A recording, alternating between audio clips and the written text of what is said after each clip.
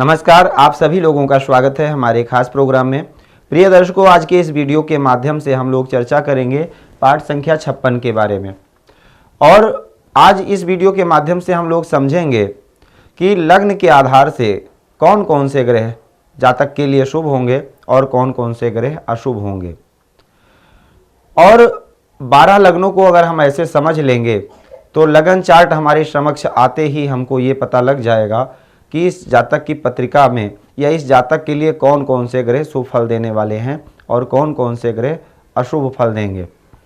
नैसर्गिक रूप से शुभ और अशुभ तात्कालिक रूप से आप समझे ही हैं, जानते ही हैं। अब लग्न के आधार से हम लोग जानते हैं कि लग्न के आधार से कौन कौन से ग्रह शुभ हैं। लग्न के आधार से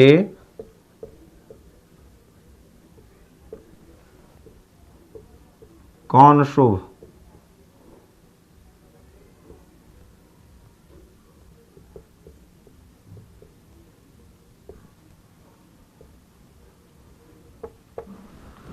जैसे मान लीजिए हम मेष लगन का चार्ट तैयार करते हैं। मेष लगन के चार्ट में मेष, वृष, मिथुन, कर्क, सिंह, कन्या, तुला, वृश्चिक, धनु, मकर, कुंभ, मीन।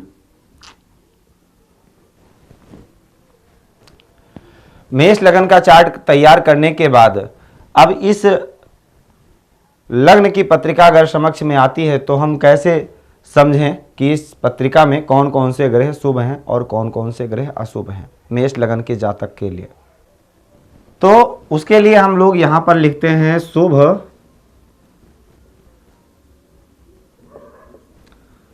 अशुभ और श्रम।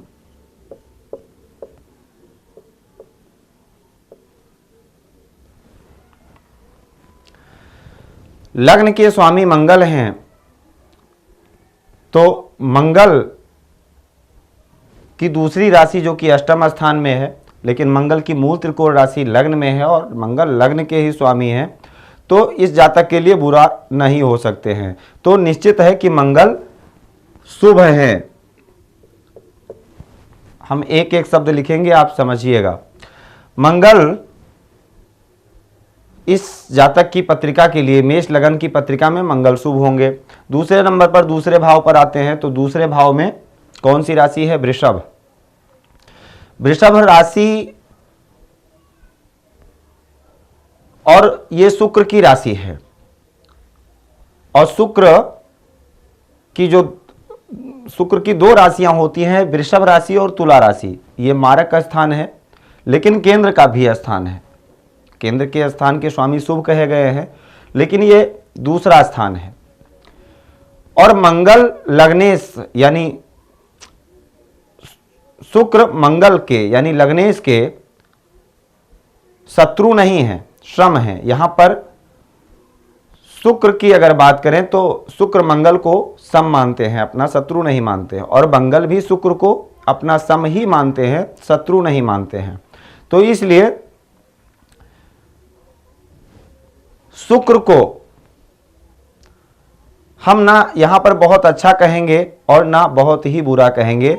तो ना शुभ इस पत्रिका के लिए शुक्र शुभ है और ना अशुभ है। तो यहां पर क्या लिखेंगे? सम। शुक्र इस जातक की पत्रिका के लिए सम है। तीसरे भाव पर आते हैं तो इस भाव के स्वामी बुध हैं और छठे भाव के स्वामी बुध हैं।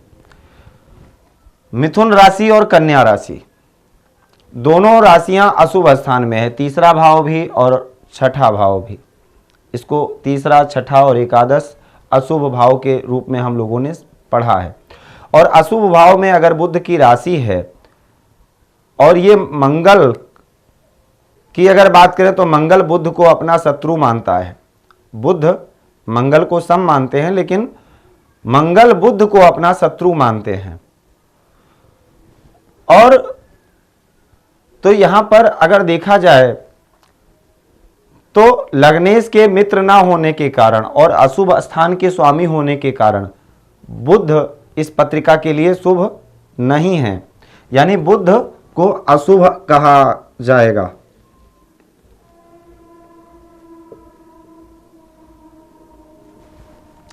इस जातक की पत्रिका के लिए बुध अशुभ होंगे।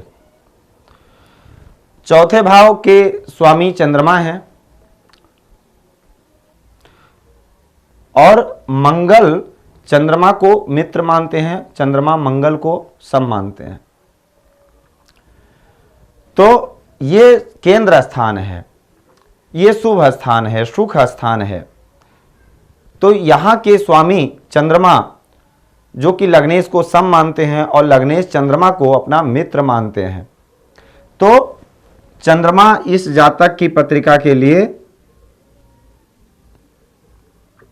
शुभ होंगे। पंचम भाव की अगर बात करें तो पंचम भाव में सूर्य की राशि है और सूर्य और मंगल दोनों एक दूसरे के मित्र हैं। ये कौन सा स्थान है? योगकारी स्थान है। योगकारी स्थान के स्वामी हमेशा शुभ फल प्रदान करते हैं। आपने एक बात और संक्षेप में समझा था पहले के पाठ में कि त्रिकोण स्थानों में हमेशा मित्र ग्रह की ही राशि आती है, कोई भी लगन की पत्रिका क्यों ना हो, लेकिन त्रिकोण में हमेशा जो उस लग्न के स्वामी के मित्र होंगे उन्हीं की राशियां त्रिकोण स्थान में आएंगी। तो यहां पर सूर्य क्या होंगे? मित्र हो, शुभ फल देने वाले होंगे। सूर्य शुभ,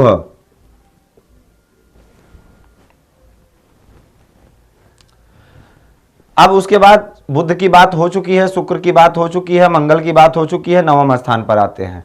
नवम स्थान के स्वामी गुरु, जो कि पूर्ण योग मतलब अगर देखा जाए तो योगकारी स्थान है, उत्तरोत्तर बली स्थान है, तीनों त्रिकोणों में सबसे बलवान भाव माना जाता है। और यहां पर गुरु की मूल त्रिकोण राशि है। दूसरी राशि कहां पर है? 12वें भाव में। ये लग्नेश के मित्र भी हैं, दोनों एक दूसरे के। तो गुरु और मंगल की आपस में मित्रता है, शुभ स्थान के स्वामी है, मूल त्रिकोण राशि भाग्य स्थान में है। तो इसलिए गुरु भी शुभ होंगे। यहां पर अगर लिखें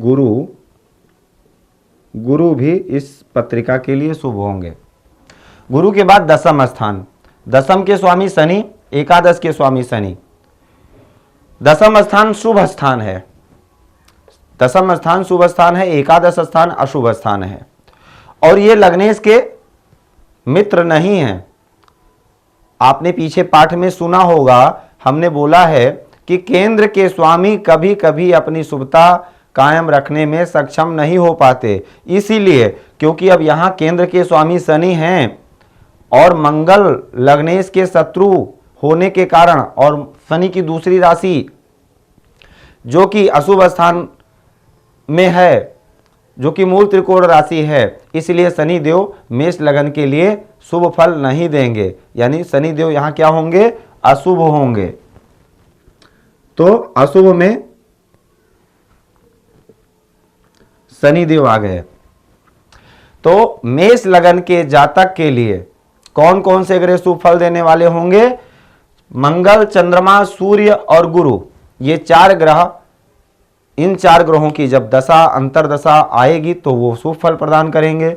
और अशुभ में बुध और शनि, और सम में ना शुभ ना अशुभ, सम है शुक्र।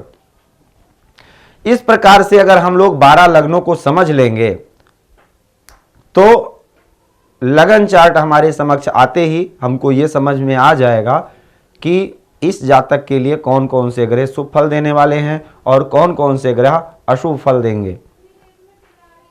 तो आज के लिए सिर्फ इतना ही। आप सभी लोगों का बहुत बहुत धन्यवाद। जय सिया राम। अगर पाठ आपको अच्छा लगे तो आप इसको आगे बढ़ाते रहें और लाइक करें वीडियो को, चैनल को सब्सक्राइब कर लेंगे तो आने वाला हर वीडियो सबसे पहले आपको पता लग जाएगा, मिल जाएगा। और पाठ को क्रम से अगर पढ़ते रहेंगे तो निश्चित है आपका ज्योतिष तैयार हो रहा है। जय सिया राम। भूमि, भवन, वाहन, धन संपत्ति, शादी, व्यापार एवं संतान आदि से संबंधित समस्याओं से हैं परेशान और चाहते हैं उसका संपूर्ण निदान, तो ज्योतिर्विद अमरीश तिवारी जी से तुरंत संपर्क करें।